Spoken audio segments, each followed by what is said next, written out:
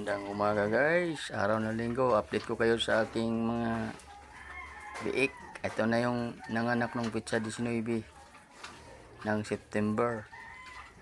Ayan, ito pitsa 5 na ngayon guys, 15 days na to sila. Ito yung iniinjikan kanina ng Bilamil at saka iron, Jixan, vitamins at saka iron. Yan guys, so tulog sila guys. Ayan, masaya talaga tingnan guys kung ang iyong paghihirap ay may makikita ka. Ayan o, ito na yung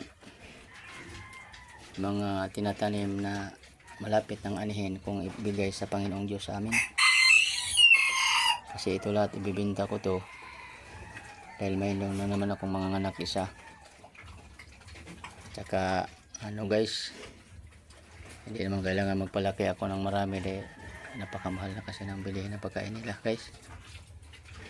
Ayan, sa mga inahin ko na lang doon ako focus para makabili man ng mga feeds sa kanila, vitamins. Hindi masyado dahil pag ano na kaning baboy na may papakain ko sa mga inahin ko pag magbubuntis na sila guys. Hanggat ng mga anak yon, bibili naman ako ng pagkain sa kanila.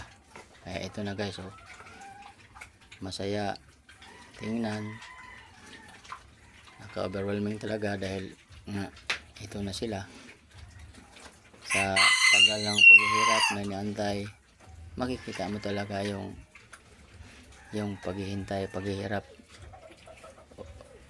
Ulan, init man ang ating sasagupain, araw o gabi, yan ginagawa natin dahil nga sa kanila.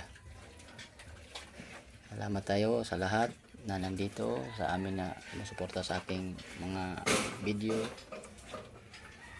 sa aking mga followers na walang sawa, sa aking subscriber na talaga namang nandyan palagi sa atin.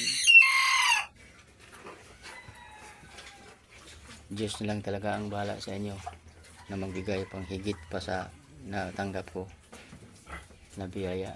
Kaya magdasalan tayo palagi sa Panginoong Diyos na tayo ay bigyan lagi ng malakas ng pangatawan, iiwas sa mga sakuna, lalong lalo na sa ating mga ginagawa ngayon. Nandito ngayon sa social media na magtagumpay tayong lahat dahil ang ating wala naman tayo ibang hinangad kundi gumawa nito para sa ating mga pamilya, hindi sa pansarili naman kundi sa ating mga anak, sa ating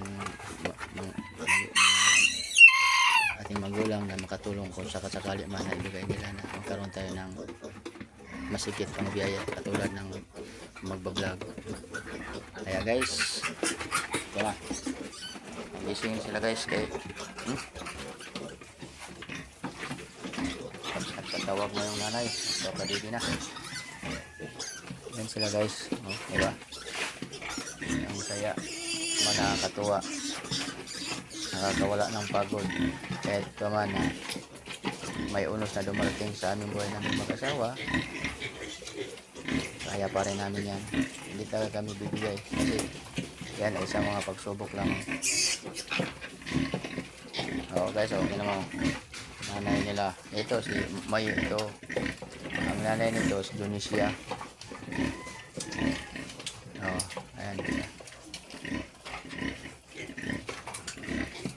Kaya guys, bye-bye na. Maraming salamat muli. Happy Sunday. Ingat tayong lahat. Bye-bye. Good luck and good day.